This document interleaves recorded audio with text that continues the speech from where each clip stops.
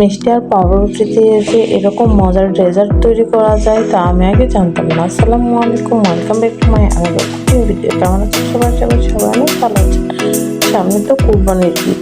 ঈদ মানেই তো আমাদের নানা রকমের খাবারের আইটেম ডেজার্ট তৈরি করে থাকি। এই ডেজার্টটা যদি একবার ঈদে তৈরি করেন তাহলে সবার মনটা কেড়ে নিতে বাধ্য হবে। তো কথা না বাড়িয়ে চলুন তাহলে শুরু করা যাক। আমার কিন্তু এখানে বেশি কিছু লাগে না, জাস্ট আমি পাউরুটি নিয়েছি, মিষ্টি, এটা কিন্তু সকলের বাসায় কম বেশি থাকে। সো মিষ্টি, পাউরুটি এবং কর্নফ্লাওয়ার, মিল্ক, এই কয়টা উপকরণ দিয়ে আমি এটা তৈরি করে নিয়েছি। চলুন তাহলে শুরু করা যাক। প্রথমে আমি একটি কড়াই দিয়ে দেব 1 কাপ পরিমাণের লিকুইড দুধ।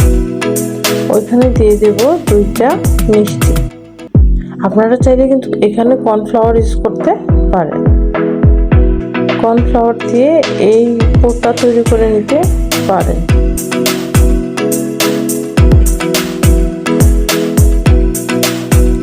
এখন ভাজাঘাটির সাহায্যে সবগুলোকে ভেঙে নেব আর 1 চিমটি পরিমাণে লবণ দিয়ে দিলাম। এখানে কিন্তু খুবই সামান্য পরিমাণের কর্নফ্লাওয়ার অ্যাড করে দিলাম এবং সামান্য পরিমাণের গুঁড়ো দুধ। সো ভালো করে নেড়েচেড়ে এইটাকে একটা ক্রিমি টেক্সচারে পরিণত করব। সো আমার এইটা প্রায় হয়ে গেছে। হয়ে গেলে এটা চুলা থেকে নামিয়ে নেব, কারণ এটা নামানোর পরে আরো অনেকটা ঠিক হয়ে যাবে। অন্যদিকে আমি পাউরুটিগুলো বেলনা পেঁচির সাহায্যে একটু চেপটা করে নিয়েছি। অবশ্যই কাজটা করে নেবেন। এখন পাশে আমি মিষ্টি যে শিরাটা থাকে ওইটা দিয়ে দিলাম। আপনারা চাইলে এখানে পানি অ্যাড করে দিতে পারেন। তো এখন আমি যে ওই যে পুরটা তৈরি করে রেখেছিলাম ওইটা এখানে অ্যাড করে দেবো। আপনারা কিন্তু চাইলে এইখানে নারিকেলের পুরটাও তৈরি করে দিতে পারেন, বা শুধু কর্নফ্লাওয়ার দিয়ে দুধ দিয়ে একটা যে পুর রেডি করা যায় ওইটাও এখানে অ্যাড করে দিতে পারেন। সো আমি একই প্রসেসিংয়ে সবগুলো তৈরি করে নিয়েছি। এটা এত বেশি মজা হয়েছিল যে আপনারা এটা কিন্তু ঈদে বা মেহমান বাসায় আসলে এইটা সার্ভ করে দিতে পারেন। আশা করি সবাই অনেক বেশি পছন্দ করবে।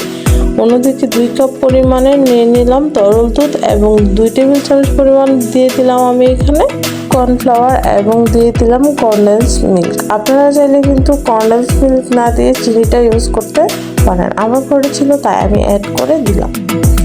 এখন অনবরত নেড়ে চেড়ে এটাকেও হালকা একটু ঘন করে নেব।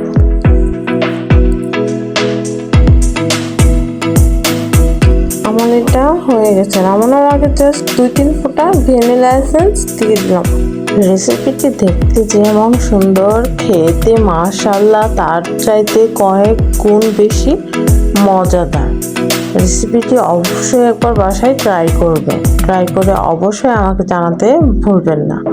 এখন গরম অবস্থায় আমি ওই দুধের ক্রিম টেক্সচারটা এটার উপরে দিয়ে দেবো উপর থেকে কিছুটা পরিমাণের বাদাম এবং ডেকোরেশনের জন্য আরও দিয়ে দেবো আমি টুটি ফ্রুটি। আপনারা চাইলে এখানে পেস্তা বাদাম ইউজ করতে পারেন। আরও অনেক রকমের জিনিস আছে যেমন খেজুর, সব কিছুতেই ডেকোরেশন করতে পারেন। ডেকোরেশনটা সম্পূর্ণ আপনার উপর নির্ভর করবে। আমি যেহেতু ডেকোরেশন করতে পারি না, সো এরকম সিম্পলভাবে আমি এটাকে একটু হালকা ডেকোরেশন করে নিলাম। সো এই যে দেখেন তৈরি হয়ে গেল আমার মজাদার ব্রেড রোল।